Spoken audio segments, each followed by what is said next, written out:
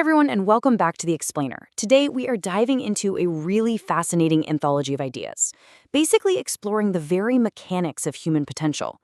When we think about human potential, we usually imagine it as just one easily defined thing.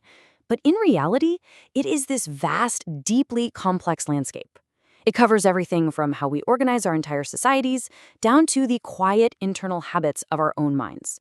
So today, we're drawing from 4 distinct and honestly deeply thought-provoking book summaries from the Life Beyond the Covers blog. We're going to unpack everything from epic ideological struggles that completely reshape industries to the hidden cognitive powers that are literally just lying dormant in your own memory right now. It's a really compelling look into what actually makes us capable of growth and greatness. So let's get right into it. So here is our roadmap for today. First, we'll start with a deep dive into Ayn Rand's massive novel, Atlas Shrugged, looking at the premise.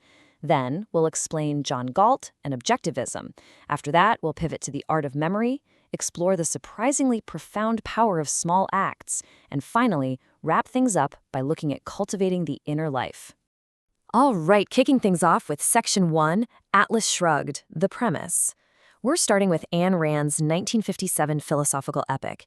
And this isn't just a simple fiction story, right? It's this sweeping narrative that sets the stage for a massive clash of ideals. It really digs into the tension between towering individual achievement on one side and what the author portrays as societal and collectivist decay on the other. And it all starts with an incredibly iconic hook.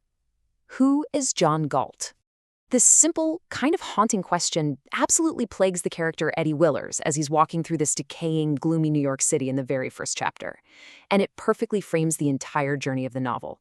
See, it starts out as this despairing, cynical slang term whispered in a world that just feels like it's grinding to a halt. It essentially means, hey, don't ask questions we can't answer.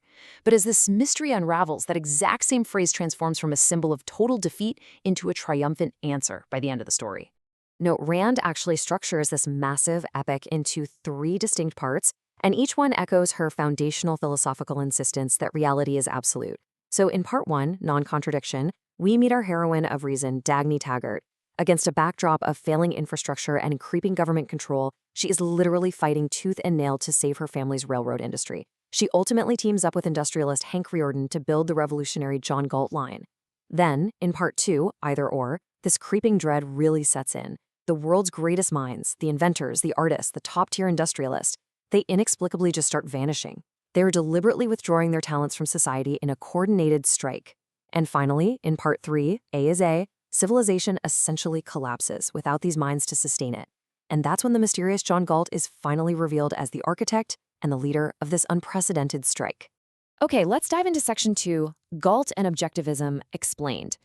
To really grasp the dramatic climax of this novel and why these creators would choose to just abandon the world, we have to pull back the curtain on the specific philosophy underpinning all of it.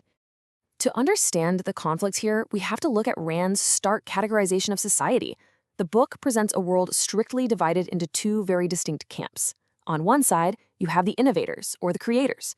In the novel, these figures are driven entirely by reason, profound personal achievement, and the principles of free markets. They are the engines of progress. But on the flip side, Rand defines the rest of the societal structure as looters or parasites. These are characters characterized by mediocrity, a heavy reliance on government directives, and this constant demand for unearned sacrifice from the creators.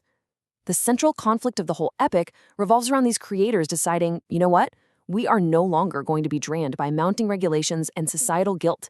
They refuse to participate in a system they believe fundamentally punishes excellence, and they choose instead to just let the system collapse under its own weight. This ideological clash leads directly to the intellectual payoff of the book, which is delivered through John Galt's famous, sprawling radio speech. He outlines objectivism, which is actually Ayn Rand's personal philosophy. This manifesto asserts that reality is absolute, often summarized by the phrase A is A, meaning facts are facts, completely independent of our feelings or wishes. It argues that reason is humanity's only valid tool for survival. And crucially, it argues that rational self-interest and laissez-faire capitalism are strict moral imperatives. So the novel essentially functions as a dramatization of these ideas, presenting reason and unyielding individualism as the only legitimate paths to human flourishing. Right, moving on to Section 3, the art of memory. We're going to pivot smoothly here from the external, societal innovators of Ayn Rand's world to the incredible internal mental feats possible in our own reality. And that brings us to Joshua Foer's fascinating exploration of human cognition in his book, Moonwalking with Einstein. So, Foer originally entered this quirky subculture of competitive memory as a journalist. He showed up at the U.S. Memory Championship fully expecting to find a room full of savants with uniquely wired supercomputer brains. But what he observed led him to ask an incredibly intriguing question. Think about this for a second. Are these memory champions people who can memorize the exact order of a shuffled deck of cards in under 2 minutes or recall incredibly long strings of binary numbers flawlessly? Are they actually born with superior brains, or do they simply use radically better techniques than the rest of us? Seriously, next time you try to memorize a grocery list or a phone number, ask yourself if your struggles are a hardware problem or a software problem. Well, Foer's surprising discovery was that these top-tier competitors are actually entirely ordinary people. They vehemently insist they're not innate geniuses, and their brain scans show absolutely zero structural differences from your average person. Instead, they're just dedicated practitioners of highly learnable ancient methods. Foer learned that human memory is highly visual and spatial, not abstract. By using techniques like the memory palace, which is this method dating back to ancient Greece where you mentally place vivid, even bizarre images of the things you want to remember along a familiar route, like your childhood home, literally anyone can dramatically expand their recall. It proves that the potential of our memory is vastly untapped. It's really not about having a better brain, it's just about learning the ancient language of visual association. Let's shift gears again for Section 4, the power of small acts. We're moving from cognitive hacks into the subtleties of behavioral psychology with Gregory M. Walton's insightful book, Ordinary Magic. Walton's core thesis here radically challenges how we view personal and societal change. We so often believe that to change our lives, our habits, or our institutions, we need this massive effort, sweeping programmatic reforms, or heroic willpower. But Walton argues that humans are fundamentally interpretive creatures. We don't just respond to raw events directly, we respond to the underlying meaning we attach to those events. For example, if a freshman fails their first college exam, they might interpret it as, oh no, I don't belong here, which could lead them to drop out. But if a small, well-timed cue is introduced, like a brief note from a senior saying, hey, everyone struggles on the first test, here are some study strategies, it completely alters the meaning.